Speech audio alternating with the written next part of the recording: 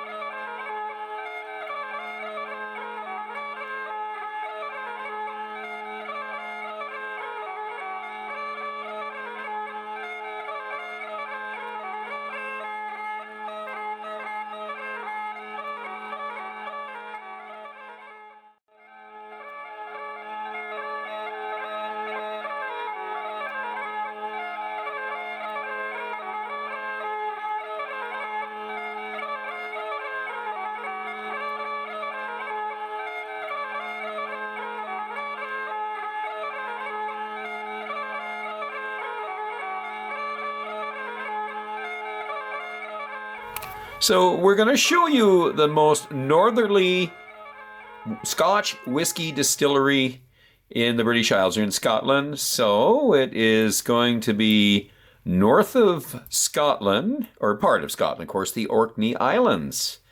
And of course, we go up into the Orkney Islands here to a town called Kirkwell, largest town in the Orkneys. And we have the most northerly distillery in Scotland. That's Scotch distillery, and that's Highland Park. Now, there is a gin distillery up north of here in the Shetland Islands. Well, welcome to Noel's World of Whiskey. Now, we're going to be heading to the north. The most northerly Scotch distillery in the British Isles. Actually, the northern part of Scotland is the Orkney Islands, and then, of course, north of them are the Shetlands. These were originally Nordic settlements, so you'll see that Highland Park is the distillery up on the Orkneys in the town of Kirkwell, and you'll see a lot of their presentations relate to Nordic culture and history. So here's an interesting one. This is the Twisted Tatoo. It's a tattoo design by a famous tattooer, Colin Dale. He's actually Canadian, born in Saskatoon, but from Scandinavian family. His father was Scandinavian. And he's well educated, traveled around the world, studied art, ancient forms of tattooing, etc., the Nordic designs. So he did this for Highland Park, the Twisted Tatoo, and it's basically from a legend of the serpent biting its own tail. So it's a beautiful design on the box and on the bottles. So now the interesting thing about the history on this distillery is there was a fellow by the name of Magnus Jönsson, who is from Nordic background. He's Nordic ancestry, and he was a butcher and a church officer during the day, and at night, of course, an illicit distiller and smuggler. And he was constantly being chased by the excise officer, and eventually he was caught. It was actually recorded that in 1798 he was caught on the site, the Highland Park site, as it is today. And of course, later on, and as these stories go, I think it was 1816, a fellow by the name of John Robertson, who was the excise, he was the excise officer, purchased that property. And again, as the stories go, he started producing illicit whiskey. So lots of stories about. There's even a farmer, another Robertson, it was a Dave Robertson, that supposedly was involved in purchasing the property as well. But there's just so many stories and myths on the history of Highland Park. But the one that is actually documented is, Magnus getting caught on that site distilling whiskey, and of course he was a known minister and also butcher. So there you are. That's a little bit of tidbits. The rest of it, I've basically you'll see it in the review. So let's get into this. A very beautiful bottle. It is 16 years old, cured in Rioja. I think that's how we pronounce it. Ancient part of Spain, the Spanish vineyard area. To the north, near the Basque area. Supposedly goes through droughts and that, but it's well irrigated today. But it goes way back to the Phoenicians. So it is cured in fortified Rioja casks. So we're going to start off with the nose. There is no coloring in this. It is non-chill filtered. Thank you to Highland Park. Very, very focused on their maturation of their casks and their finishing. So we've got a sweet, very slight bit of smoke in the background. And maybe that's something else I can mention is that they have their in-house maltings, and they do about 20% of their maltings, and they're very, very, very controlled in the way they harmonize the whiskeys. So the grain itself, 20% of their own peated grain, and then of course mixed with 80% non-peated. So again, sweet, tangerines, citrus notes, and it has again that just ever so slight and quite a nice smoky, it's a different kind of smoke, it's a fragrant smoke.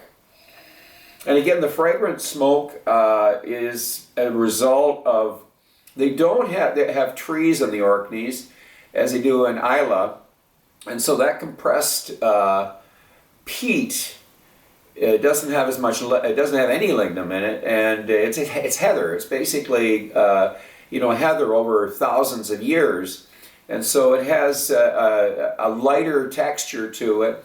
It burns hotter, and it doesn't have the creosole that the smokier Islay whiskeys have. It's quite a light, fragrant nose to it. Nice. So this is very easy to recognize a Highland Park for this reason. A bit of chocolate notes, kind of a chocolate caramel. Again, we're getting some very fresh fruits, berries. I'd say unripe blueberries and blackberries, but very, very citrusy.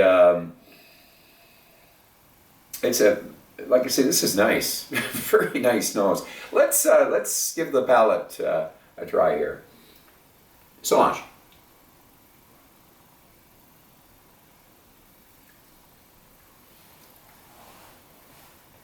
Oh yeah. Sweet, very slight smoke again. We're repeating what the nose was. Lots of fruit, getting the fresh fruits. I'm going to top this up. So now the palate. Solange.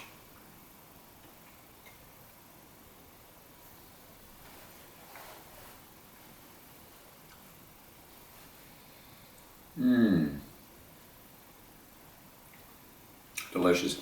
Smoke. Very light. Fragrant.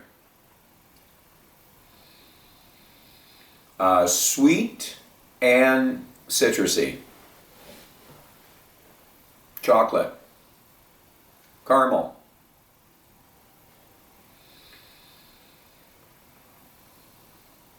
And a little bit of licorice. Licorice, aniseed oil. You just want to chew this stuff up. It's just delicious. With the chocolate, some spices, and I'm going to say nutmeg, oregano, and again mixed with those citrus notes. And as we're getting more toward the finish of it here, the chocolate gets actually darker. It gets more to the dark chocolate from the creamy chocolate. Very slight bit of, I'd say more like pipe tobacco. It's a kind of a herbal to floral. Well, let's try the finish. To the finish.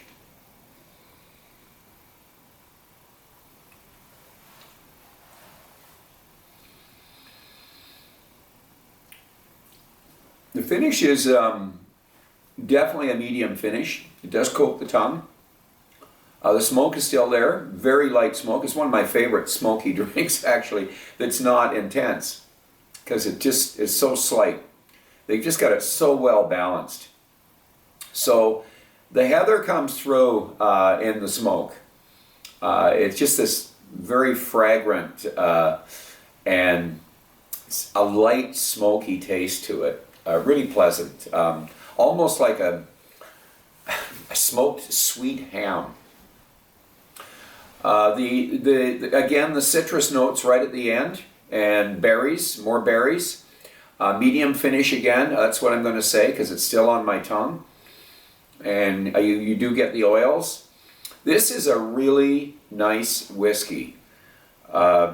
Certainly going through the Highland Parks, you know, I've had a few Highland Parks through the years, and that it is one of my go-tos. I think they have a lot of things going for them to produce good whiskey. Right now, they've got some good people there, that helps. They have a lot of tradition, a lot of history, but the big thing there is the climate. Now they have lots of peat. They have their in-house maltings. They have control of that. They do traditional distilling methods, very focused on their casks and their cask finishing, which you have to be to produce good whiskey. And I think because of the cooler climate, it really helps in the maturation. They have, I think, their closeness to the ocean. It's such a nice mix because you get a little bit, just a wee bit of salt, which I've noticed in the drink. So we're getting a wee bit of that briny with that fragrant heather smoke. It's different than an Islay whiskey for sure. So we're going to do a little bit of water, just a slight bit of water, and see if it opens things up even more. Not that I haven't been impressed with what I've seen so far, so let's get our water out here, and we'll see where we go with adding just a wee bit of water there. So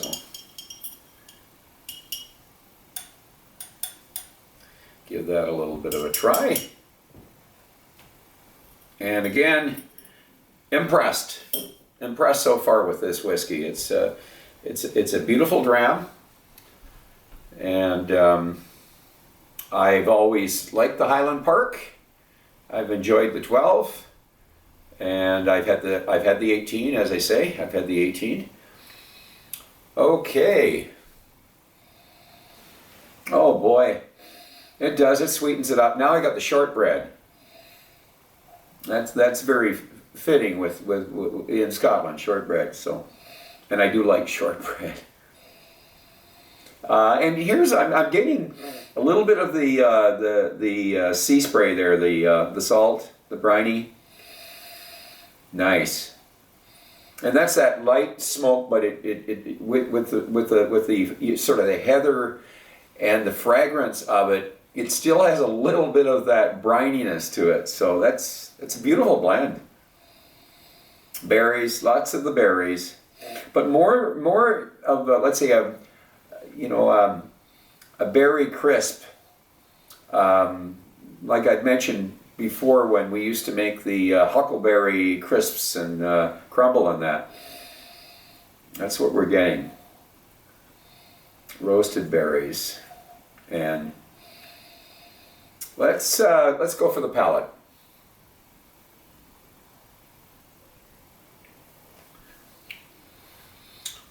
Back to the citrus notes, the orange, vanilla. I was expecting that. Finally getting the wood, the vanilla. Bit of a peppery, and we are getting some malt come in now. The malt and the almost like fresh cut grass there. So, but you know what? It's the sweetness, like a blueberry muffin, you know, or maybe another good descriptor. Something. It's got that buttery texture to it. So, you know, when I mentioned the shortbread, maybe a buttered cinnamon toast, you know, cinnamon raisin toast. But it's delicious.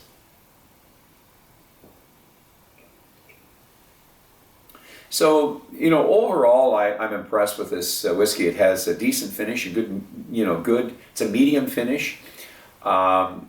Layers on the palate, lots of layers on the palate. You know, it's got that sweetness, but then again, some tartness to it. I would say that this is definitely an 87. I think that's a really fair score for this. It sort of blows me away every time I have, a Highland Park, because it's such a consistent, it's a consistent drink, whether I go from the 12 to the 16 to the 18. One of the great critics, whiskey critics, call it the great everydayer or something similar to that, the good all-rounder. But, and that's kind of what it is, It's just one of those whiskeys you can go to, and you got to have this on your shelf. So that's my recommendation. Have a Highland Park. If it's got to be a 12, these are reasonably priced. I will throw the price onto the review of what I paid for this, because right at the moment I don't have the exact amount, but I will look it up. But I know it was affordable. This one was. Some of the Highland Parks are up there in price, but this one was affordable. So I'm saying with the 12 is still quite reasonable. So I go for the 12, the Valkyrie, and a couple of other presentations. I've had them. I like the 12. It's just a good old-fashioned 12, and I do like this guy here. But I will do a review on the 12 and the 18. So I'm going to ask you to drink wisely, drink intelligently. Do not drink and drive. And until the next time, so much.